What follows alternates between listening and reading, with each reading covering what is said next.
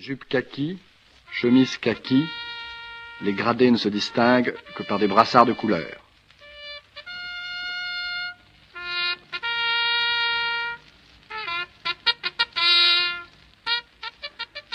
Ce clairon qui résonne dans le désert commande l'envoi des couleurs. Lentement, le nouveau drapeau sioniste, bleu et blanc, marqué de l'étoile bleue, monte au haut du mât.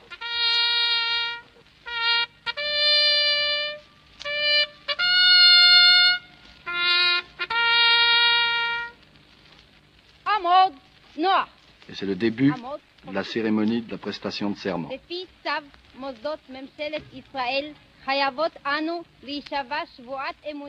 Nous jurons de servir fidèlement la Haganah et d'obéir en toutes circonstances à ses chefs.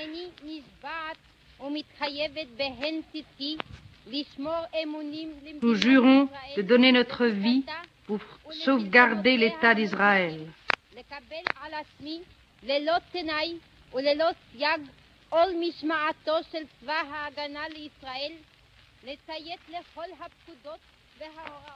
Avant de se séparer, de se disperser aux quatre coins de la Palestine, de la Judée à la Galilée, du Negev à la vallée du Jourdain, ces 800 femmes soldats chantent une dernière fois en chœur le chant des saboteurs.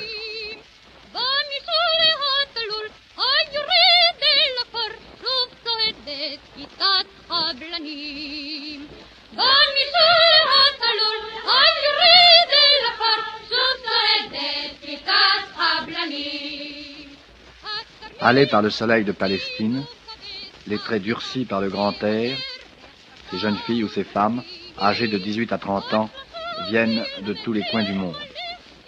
Certaines sont nées sur cette terre qu'elles sont décidées à défendre coûte que coûte. D'autres ont connu Auschwitz ou Ravensbrück, telle cette jeune Polonaise qui conduit actuellement le chœur et qui porte encore sur le visage les traces des sévices allemands.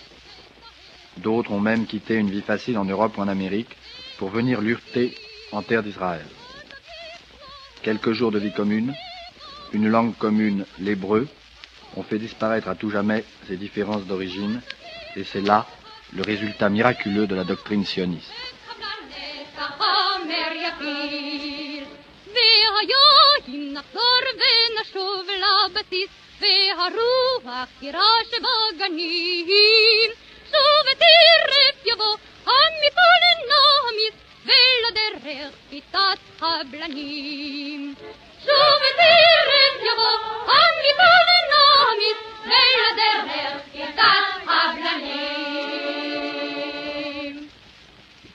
En quittant le camp militaire de Televinsky pour nous rendre à Tel Aviv, nous sommes passés par Sarona. Il y a quelques années encore, Sarona était une colonie allemande des environs de Tel Aviv. Aujourd'hui, la capitale d'Israël s'est étendue et Sarona n'est plus pratiquement qu'un faubourg. C'est là, dans des petits hôtels particuliers, entourés de jardins, dans un cadre de verdure, que se sont installés les différents bureaux des ministères de l'État d'Israël. Et c'est là que M. Chertok, ministre des Affaires étrangères, a bien voulu nous faire une déclaration. M. Chertok, ministre des Affaires étrangères du gouvernement provisoire de l'État d'Israël, représentait l'agence juive auprès de l'Assemblée des Nations Unies. Âgé d'environ 45 ans, d'origine russe, d'aspect énergique et autoritaire, M. Chertok n'a jamais ménagé sa peine pour faire triompher la cause sioniste. C'est très aimablement, dans le jardin même du pavillon des Affaires étrangères à Sarona, que M. Chertok nous parle du problème de la reconnaissance officielle de l'État d'Israël. Pour nous, il n'est plus question de faire appel à l'imagination pour reconnaître le droit du peuple juif à l'indépendance et sa capacité de créer un État souverain.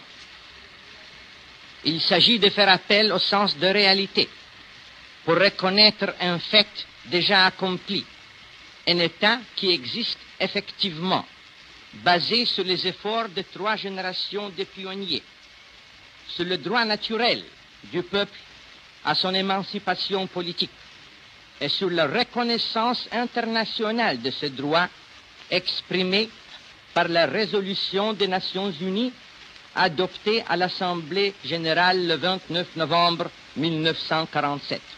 Après l'enregistrement, de cette déclaration de M. Chertok, ministre des Affaires étrangères de l'État d'Israël, nous quittons Sarona, centre politique, pour nous rendre à Tel Aviv, capitale administrative de l'État d'Israël.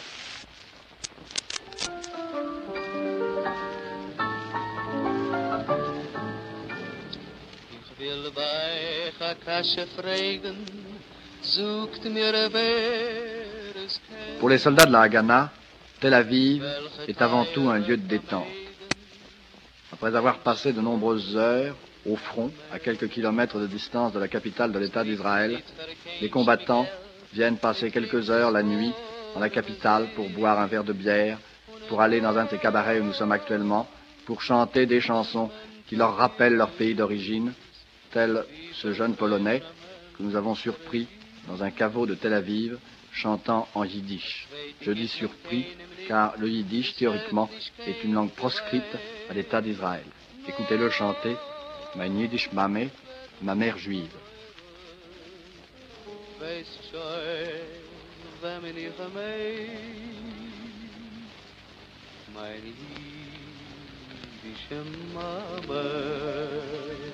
Sie macht doch süß die ganze Welt. A jüdische Mama, oi weine bitte, wenn sie fehlt. Wie schön und lichtig ist richtig, wenn die Mama ist noch da.